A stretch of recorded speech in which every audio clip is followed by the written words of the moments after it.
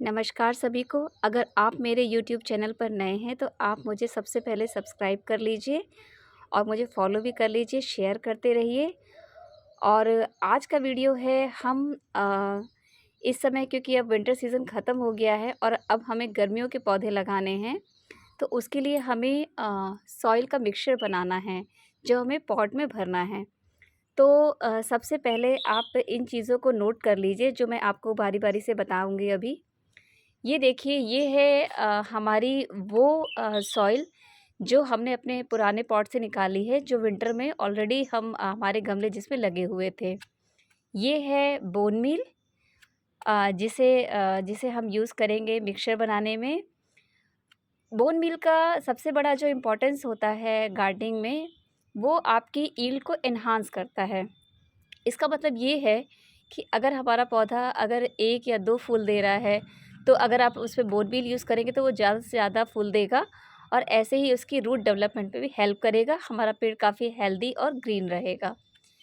तीसरी बात करते हैं हम, ये खली है सरसों की। शायद बहुत सारे लोग जब यूजुअली जब सरसों के तेल को घर में लेकर आते हैं, तो जब वो पेड़ के निकलता है, तो ये सरसों की खली बच जाती है। यूजुअली मैं इसको जब अपना सरसों का तेल घर में मँगाती हूँ, तो मैं उस दुकान वाले से कह देती हूँ कि मुझे आप 1 या 2 किलो सरसों की खली भी दे दीजिए। इसको भी मैं अपने पॉट मिक्सचर में यूज़ करती हूँ।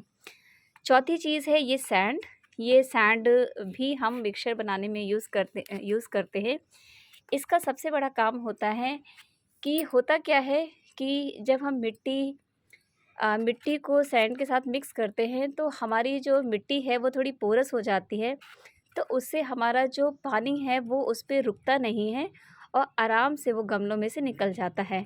होता क्या है, गमलों की मिट्टी को न्यूट्रिशन देना और उसको मेंटेन करना बहुत ज़रूरी होता है। क्योंकि अगर हम ऐसा नहीं करेंगे, क्योंकि उसमें लिमिटेड जगह होती है और लिमिटेड सॉइल होती है, लिमिटेड न्यूट्रिशन होता है, तो इसीलिए हमें मिक्सचर बनाना होता है। अगर यही पौधे हम अगर अपने ज़मीन पे लगाएँ तो शायद हमें इतने न्यूट्रिशन देने की ज़रूरत नहीं है, मगर क्योंकि ये पॉट में होते हैं, कुछ समय के बाद इसको रिजेनेट करना पड़ता है, उसे उसमें फिर से न्यूट्रिशन डालना पड़ता है, उसकी पॉट मिक्सचर को हमें फिर से बनाना पड़ता है। और पाँचवीं चीज़ है, ये हमारी वर्मी कंपोस्ट है। आप वर्मी कंपोस्ट भी ले सकते हैं, काऊ की खाद भी ले सकते हैं और आप अपने घर से जो वेस्ट जो ऑलरेडी मैंने अपने एक अ, एक मैं अपने वीडियो पे मैं ऑलरेडी मैं बता चुकी हूँ कि किचन हाउस से कैसे हम खाद तैयार करते हैं, उसका लिंक भी मैंने अपने इस वीडियो में नीचे दे रखा है, तो आप उसे भी देख सकते हैं, हमें कैसे घर में खाद बनाना है। और छठी चीज़ है ये हल्दी। हल्दी एक फंजीसाइड की तरह भी काम करती है, तो इसको भी इस्तेमाल करना चाहिए। और इससे भी अगर किसी भी तरह का उसमें फंगस है या कुछ इस तरह का कोई रोग है, तो ये उसको हेल्प करता है ताकि उस तरह का कोई सॉइल में इन्फेक्शन ना रहे। अब हम बात करते हैं सबसे पहले सॉइल की। होता क्या है कि सबसे पहले जब भी आप गमले की सॉइल निकालिए, तो ये देखिए, देखिए इसमें कितना कुछ मिक्स है। तो सबसे पहले आप इसको हटा दीजिए।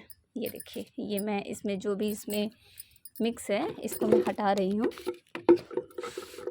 ये देखिए,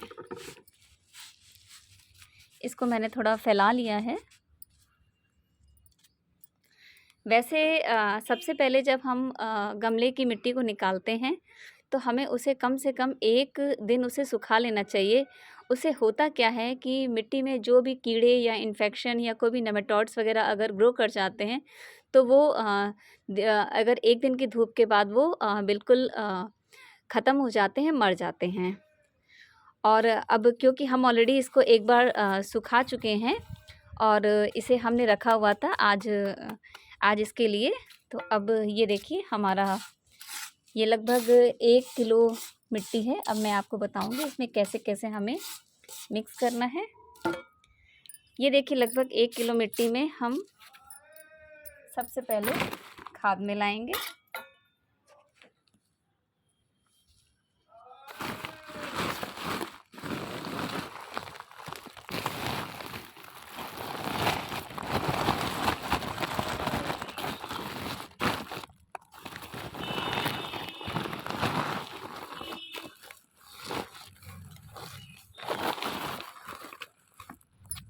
ये देखिए, ये कम से कम 1 किलो मिट्टी में हमने हाफ़ जो है, यानी कि हमारी 1 किलो मिट्टी थी तो आधा किलो हमने इसमें खाद मिलाई है। और उसी प्रपोर्शन में अब हम सैंड मिलाएंगे। सैंड की जो क्वांटिटी होगी वो कंपोस्ट से आधी होगी। तो हम 4 मुट्ठी सैंड मिलाएंगे। इसमें 1 से 2 चम्मच हम बोन मील मिलाएंगे और थोड़ी सी हल्दी भी मिलाएंगे। बहुत सारे लोग इस सरसों की खली को मिक्सी में पीस लेते हैं, फिर इसमें मिलाते हैं, मगर मैं इसको ऐसे ही डाल रही हूँ, क्योंकि होता क्या है, ये धीरे धीरे अपना उसी में डिग्रेड कर जाती है, तो मिक्सी में पीसने की ज़रूरत नहीं। होता क्या है कि कई बार इतना समय भी नहीं होता है कि उसे पीस के रख सके। वैसे तो इसे पानी में स्प्रे करके भी डाला जा सकता है, मगर फिर भी मैं इसे ऐसे ही डाल रही हूँ। ये देखिए, इसे भी आपको कंपोस्ट के कंपैरिजन में आपको इसका 1/4 भाग डालना है।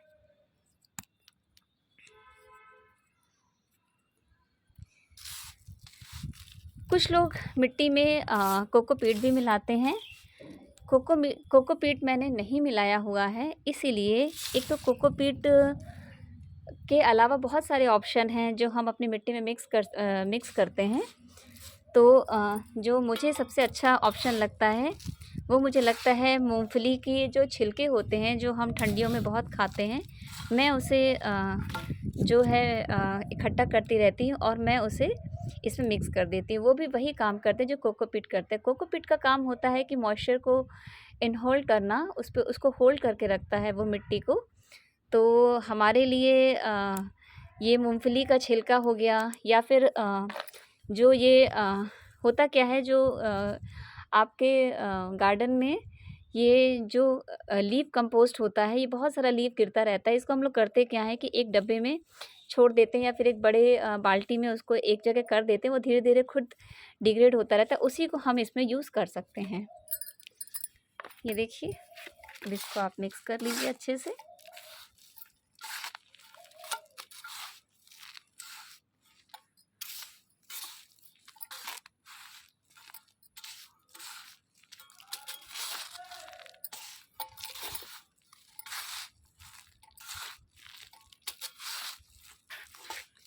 ये देखिए, पूरा मिक्स हो गया अच्छे से।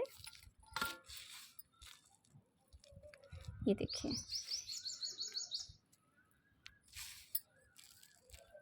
ये देखिए कितनी अच्छी और हेल्दी मिट्टी बनके कंपोस्ट बनके तैयार होता है। कई बार इसमें पत्थर वगैरह होते हैं तो लोग छानते हैं, छान भी सकते हैं, और आप ऐसे अगर वैसे वो जो बड़ा है वो आप निकाल भी सकते हैं। छानने में क्या होता है, जब ज़्यादा गमले होते हैं, ज़्यादा मिट्टी होती है, तो छानना संभव नहीं हो पाता है। तो बेटर ये रहता है कि आप ऐसे बड़े बड़े पत्थर इसमें से निकाल दीजिए। ये देखिए, अब हम क्या करेंगे, अब हम इसको अपने पॉट में डालेंगे।